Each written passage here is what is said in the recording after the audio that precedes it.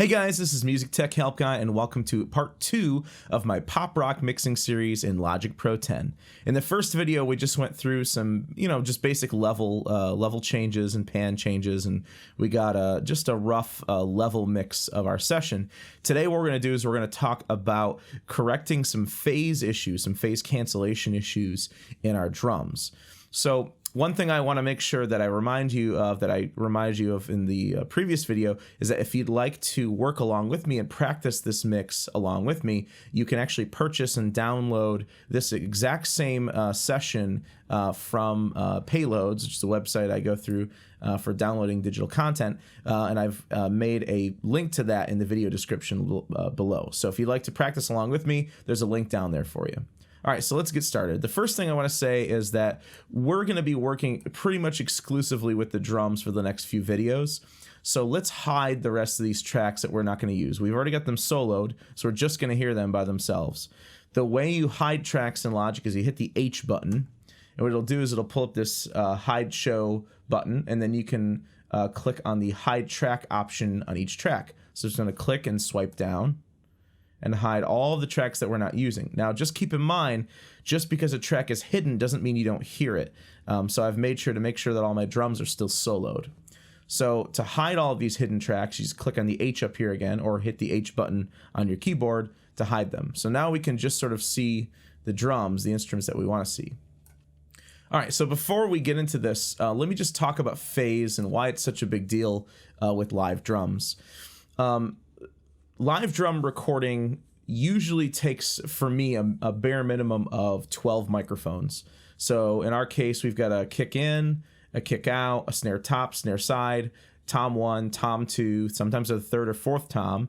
The stereo overheads, that's 2 mics. The rooms in stereo, that's 2 mics. A mono room, that's an additional mic, and hi-hat.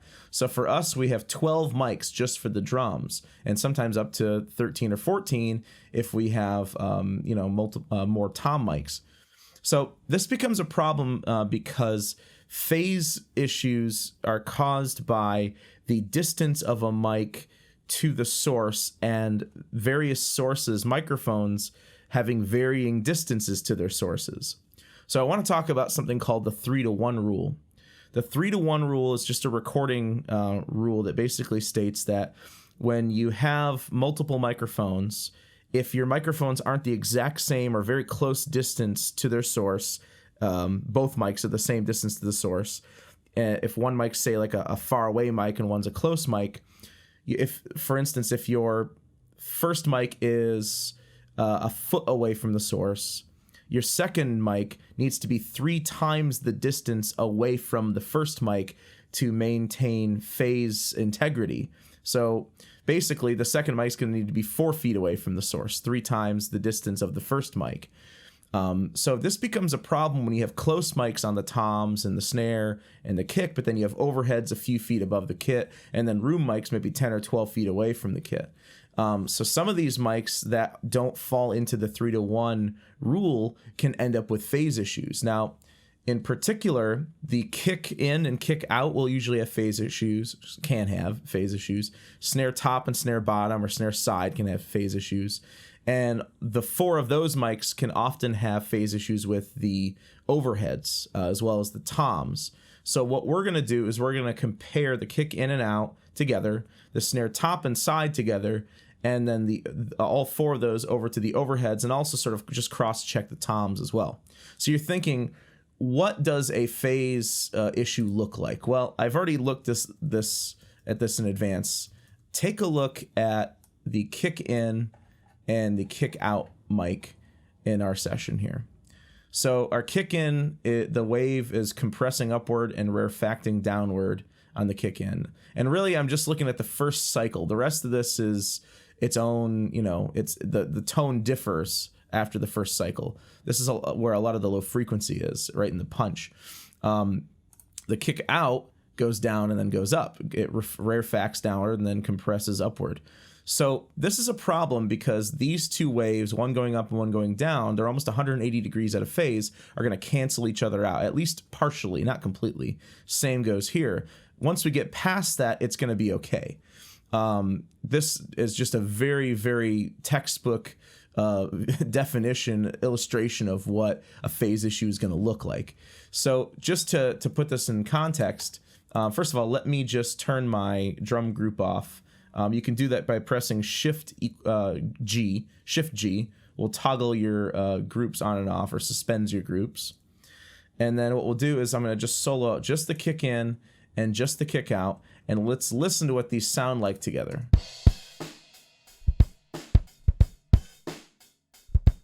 Now they sound pretty good, but let's flip the phase of the kick out so that the kick out is in phase with the kick in. All right, so a quick way to invert the phase of our kick out mic is to go to our audio effects over here. And we're going to go down to utility, and we're going to choose a plugin just called gain. We're going to load that in mono. Now we're not actually going to use the gain plugin for its gain features. We're going to use it for its phase invert button, which just inverts the phase of whatever track it's placed on. Also, so we can hear the phase cancellation on and off a little bit better, I'm going to pull the volume on the kick out mic up just a little bit. So this is without the phase invert on.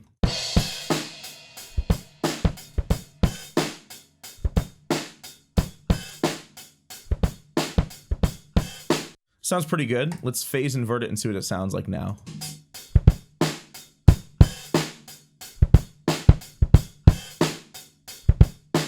So it sounds like it's got a little bit more, really a lot more low end in it, and a little bit more punch to it too, because that initial cycle is not being phase canceled. It's not prone to that phase cancellation that was before. So obviously one of these two tracks needs to be phase inverted. Now, whether we know to do it to the kick out or to the kick in, we're going to answer in just a moment. So I'm going to take the gain plugin off just for now. Let's take a look at the snare top and the snare bottom and see if that suffers from the same issues as the kick in and kick out. All right, so it looks like our snare top looks like it wants to go down here, but on the snare side looks like it's going up, and then it's going down. So really the tone of the snare drum is quite a bit different, I think, coming from the snare mic than it is from the snare top, that I think any phase cancellation issues are going to be negligible. So that's what I would say with these two, that's good. That means that no matter what we do, if I invert it or not invert it, we're going to get basically a negligible tonal difference. I think we might get a little bit more low end if we phase inverted the snare side track. So really the rule of thumb here is let's compare all four of these tracks plus the tom mics to the overhead track. So here's the overheads. Let's pull these up to the top for a moment, and let's turn those on. And let's take a look at the overheads in comparison to the kick and the kick in and the snare. So let's take a look at one of the kicks over here. And you can see obviously that the overhead favors the phase of the kick out mic, and the overheads also favor the phase of, they're going up here, of the snare side mic really. So it looks like the snare top and the kick in need to be phase inverted to match everything else. Now, normally I would be pretty hesitant to switch the kick in and the kick in and snare top mic because they're very close mics. You know, they're the two of the closest mics on the kit. But let's take a look at the toms and let's see how the toms compare to the overheads. So let's just turn the toms on here and find a drum fill where both of them are used. Here we go. And it looks like the tom 1 is in phase with the overhead. And it looks like tom 2 is also in phase with the overhead. So basically our options here are we can phase invert both toms, the overheads, the snare side, and the kick out, or we can just phase invert the snare top and the kick in. So that's what I'm going to do. So instead of using the plugin to phase invert, which is definitely quicker to do, I actually want the file itself. I want the clip itself to be phase inverted. So the way you can do that is double click on your clip. It's going to open it up in the track editor. And what you're going to do is click on file to open the file editor. Now, if you don't see the word file here, it means you don't have all of your advanced functions turned on. Let's zoom horizontally over here so we can see everything. Everything's already selected, but if you accidentally deselect it, you can just hit Command All or Command A to select all. Go up to Functions over here. Go down to Invert. And what it'll do is it'll invert the phase of that entire track. Let's do the same to the kick in track. Let's just zoom in a bit. Go to Functions, Invert. You can also hit Control-Shift-I to do that. So now let's look at the phase of the kicks. We can see that they're now in phase. And we can see that the phase of the snare is a little bit better. Again, there's a lot of variation, but again, the goal here was to make sure that the overheads and the snares matched up.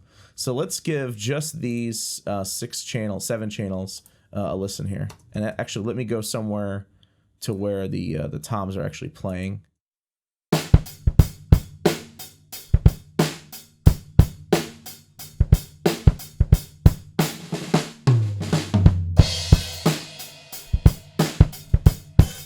So just for reference, that's really punchy. It's got a lot of beefiness to it. So just for reference, I threw the gain plugin on the kick in and snare top tracks, turn the phase invert on to essentially undo the phase inversion that we did before, just so we can have a comparison. So this is the before.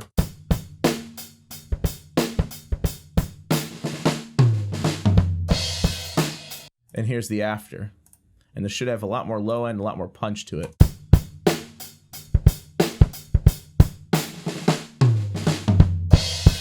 Yeah, we're getting a lot more volume out of the kick drum, so much so that our master output's clipping, which is fine. We'll go back and we'll fix that later. So let me just take these gain plugins off of here.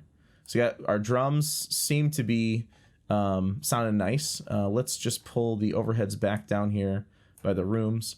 Now, one other thing I've seen in some other videos that some people do is they phase align, and it's not that they're out of phase because the distances of the mics aren't close enough for there to really be a phase issue, but I've heard of people phase aligning their room mics with their overheads. I'm not a big fan of that because your overheads are going to be a few feet over the drum kit. My room mics are about 10 feet away from the drum kit. The room mics are intentionally far away from the mic and intentionally so far out of phase that they're really not out of phase at all. You know, they're so far away that they sound more almost like a reverb track. And one of the things about reverb, if you know the parts of a reverb plugin and how reverb works, there's a pre-delay on the reverb, which is essentially the distance of the first echo or the first reflection, if you will. If you pull your room mics closer together with your overhead mics, you end up with a room mic that sure is phase aligned, but doesn't really sound like it's distant from the drum kit, which downplays the fact that the room mics are almost like a reverb channel. So I don't phase align my overheads, but I know there's a lot of people that do, and there's a lot of videos out there that show how to do that, but it's one of the things I choose not to do. All right, cool. Let's listen to all the drums with the claps in, with all the overheads and the hi-hat in, and let's see what this sounds like.